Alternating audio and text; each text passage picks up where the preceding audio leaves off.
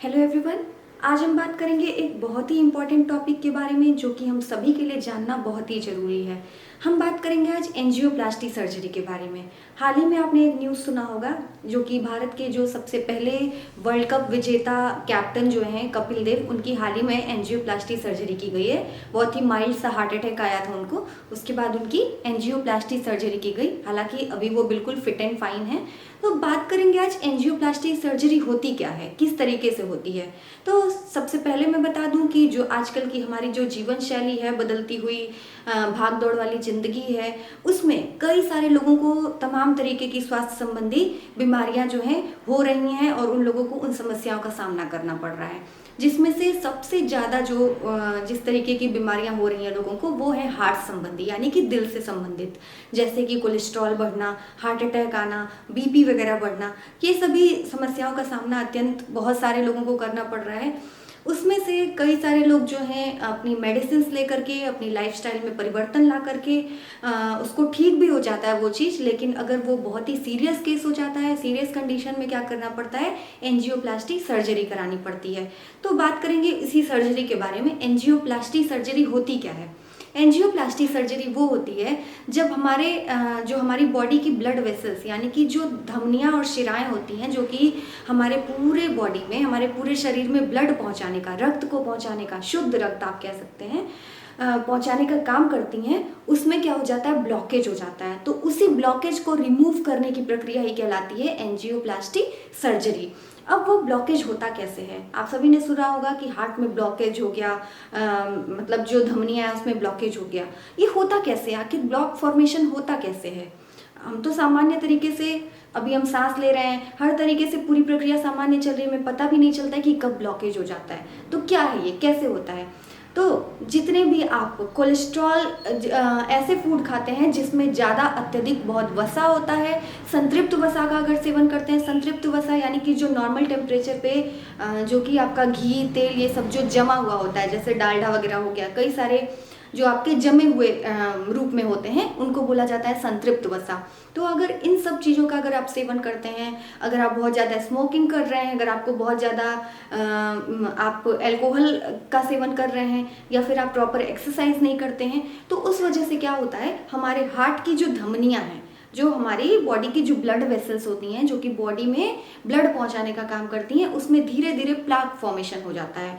Plaque formation यही है आपका कि मिनरल्स का डिपोजिशन, कई तरीके के मिनरल जैसे कैल्शियम है और आपका वसा है, इन सभी चीज़ों का क्या हो जाता है, वहाँ पे ब्लॉक, वो धीरे धीरे इकट्ठा होकर के ब्लॉकेज बना देती हैं। अब जब ब्लॉकेज बन गया तो आप खुद सोचिए कि जो उसी मतलब पाथ के थ्रू हमारी पूरी बॉडी में ब्लड फ्लो हो रहा था, अब वहीं पे ब्लॉकेज हो गया। तो अब वो ब्लॉकेज क्या करेगा, ब्लड को पूरा फ्लो होने नहीं देगा, हमारे बॉडी के हर एक अंगों तक पहुंचने नहीं देगा। और अगर हमारे बॉडी तक जो आपके सेंसिटिव ऑर्गन्स हैं, जैसे आपका ब्रेन है, किडनी है, सपोज अगर इन सभी ऑर्गन्स तक ब्लड नहीं पहुंचता है, खून नहीं पहुंचेगा, तो धीरे धीरे ये ऑर्गन्स फेल्योर होने लग जाएंगे, यानी कि क्या होंगे, डैमेज होने लग जाएंगे बिल्कुल, और काम करना बंद कर देंगे। और ये सभी ऑर्गन्स अगर काम करना बंद हो गए तो फिर क्या होगा, आपका हार्ट भी काम करना बंद कर जाएगा। तो इस तरीके से लोगों की ज़्यादातर केसेस में क्या होती है, मृत्यु भी हो जाती है अगर सावधानी न बरती जाए तो चलिए देखते हैं एंजियोप्लास्टी सर्जरी कैसे की जाती है। सपोज किसी को हार्ट अटैक आया, किसी को अगर बहुत समय से चेस्ट में पेन हो रहा है, और या फिर इस तरीके की अगर जितनी भी समस्याएं, लोगों को सांस लेने में दिक्कत हो रही है, अगर ऐसी समस्याएं लोगों को होती हैं, तो लोग क्या करते हैं, डॉक्टर्स के पास जाते हैं, डॉक्टर्स को दिखाते हैं। हार्ट अटैक में तो तुरंत मरीज जाता है डॉक्टर के पास। वहाँ पे डॉक्टर्स क्या सजेस्ट करते हैं, पहले एंजियोग्राफी एक टेस्ट है, उसको सजेस्ट करते हैं। उसके थ्रू पता लगाया जाता है कि ब्लॉकेज एग्जैक्टली है कहाँ पे, कि ब्लॉकेज हमारे हार्ट में वहाँ पे है कहाँ पे, किस जगह पे ब्लॉकेज हुआ है। तो उस केस में क्या होता है, ये पता लग गया। सपोज अब वो पता कैसे लगता है वो भी मैं आपको प्रोसेस बता देती हूँ। हमारी हाथ की, रिस्ट की, यानी कि कलाई की नसों से, या फिर जो थाइज होती हैं, पैर की जो थाइज है, वहाँ से क्या करते हैं, एक कैथेटर को इंजेक्ट करते हैं। कैथेटर यानी कि एक पतली सी ट्यूब को इंजेक्ट किया जाता है अंदर की तरफ। अब वो धीरे धीरे उसको अंदर की तरफ इंजेक्ट करते हैं। अब वो पूरा प्रोसेस, जितना भी वो इंजेक्ट कर रहे हैं, पतला सा आप समझ लीजिए ट्यूब, नली कह लीजिए, उसको अंदर इंजेक्ट किया जाता है। और पूरे पाथ की आपकी ट्रैकिंग होती है किसके थ्रू, एक्सरे इमेजेस के थ्रू, यानी कि जो भी आपका पाथ जहाँ से वो ट्यूब जा रहा है उसको लोग क्या करेंगे, स्क्रीन पे डॉक्टर्स देखते रहते हैं कि कौन से पाथ के वो थ्रू जा रहा है। तो धीरे धीरे वो इंजेक्ट करते हैं और कहाँ पे लेकर के जाते हैं, हार्ट में लेकर के जाते हैं, पहुंचा देते हैं। अब वहाँ पे उसके बाद एक डाई होता है, उसको डाल देते हैं उस ट्यूब में। अब वो डाई जो है जाके आपके हार्ट में रिलीज हो जाती है, यानी कि एक कलर होता है जाके रिलीज हो जाती है। अब वो डाई से क्या होता है, पता चलता है एग्जैक्टली कि ब्लॉकेज कहाँ पे हुआ है। अब इसके थ्रू डॉक्टर्स को पता लग जाता है कि ब्लॉकेज अब कहाँ पे है।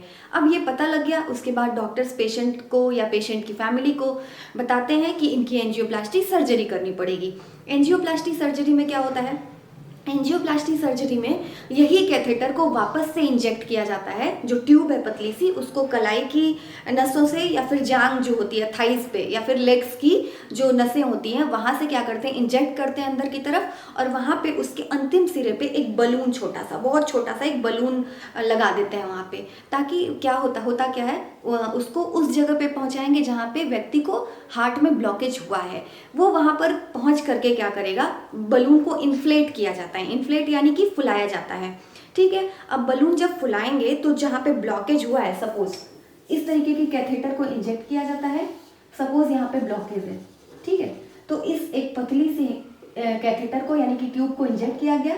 यही जो बलून है, छोटा सा ऐसा ही बलून होता है, इसको इन्फ्लेट करते हैं। जब इन्फ्लेट करते हैं तो ये जो प्लाक आपका, यानी कि जो आपका ब्लॉकेज हुआ है, अब जब बलून को यहाँ पे इंजेक्ट करेंगे और फुलाएंगे तो ये बलून क्या है, धीरे धीरे इस प्लाक को किनारे यानी कि धमनी की जो दीवारें हैं उस पर चिपका देता है, यानी कि किनारे कर देता है, साइड की तरफ में कर देता है, ताकि तुरंत के लिए क्या हो जाए, ब्लड फ्लो करने लग जाए। क्योंकि ब्लड फ्लो नहीं करेगा तो व्यक्ति को ज़्यादा समय नहीं लगेगा, उसकी मृत्यु तक हो सकती है। तो इसलिए तुरंत के लिए ये किया जाता है कि यहाँ पे उस बलून को इन्फ्लेट किया जाता है और वहाँ पे उसको फुलाते हैं, ताकि जो आपका प्लाक फॉर्मेशन यानी कि जो ब्लॉकेज हुआ है वो साइड में हो जाए और ब्लड प्रॉपरली फ्लो करने लग जाए। लेकिन इतना ही प्रोसेस से काम नहीं चलता है। देखिए, अगर वापस से कैथेटर हटा लिया गया, कुछ महीने बाद मरीज को फिर ये दिक्कत होने लग जाती है कि ये वापस से ये जो आपका प्लाक फॉर्मेशन जो साइड में हो गया था वो धीरे धीरे कवर होते फिर वापस से ब्लॉकेज बना लेता है। अब इसका एक परमानेंट सोल्यूशन उन लोगों ने क्या निकाला, क्या करते हैं, इसको बलून एंजियोप्लास्टी भी कहा जाता है, क्योंकि बलून लगा के ही करते हैं। वापस से अब क्या करेंगे, वहां से बलून के साथ एक स्टेंट लगा देते हैं। बलून के साथ ही आपने पेन की स्प्रिंग, कई सारे पेन्स में आपने देखा होगा स्प्रिंग लगी रहती है, उस स्प्रिंग को लगा, उसी तरीके के एक स्टेंट, उसको स्टेंट बोला जाता है, उसी बलून के साथ स्टेंट को लगा देते हैं और उसी कैथेटर के साथ वापस से इंजेक्ट किया जाता है। सपोज ये बलून है और उसी में ऐसे स्टेंट को लगा देते हैं, ठीक है, स्प्रिंग आप कह लीजिए। अब इसको क्या करेंगे, उसी ट्यूब से वापस से हमारे हार्ट में ले जाएंगे, वापस से इंजेक्ट करते हैं और हार्ट में ले जाते हैं। वहाँ पे पहुँचाने के बाद क्या करते हैं, वापस से इस बलून को क्या किया जाता है, इन्फ्लेट किया जाता है। इन्फ्लेट करने के बाद जब इन्फ्लेट करेंगे तो ये स्प्रिंग जो है, यानी कि स्टेंट जो लगा हुआ है, ये आर्टरीज के साथ ही, मतलब प्लाक फॉर्मेशन जो है इसको प्रॉपरली मतलब दबा देगा किनारे।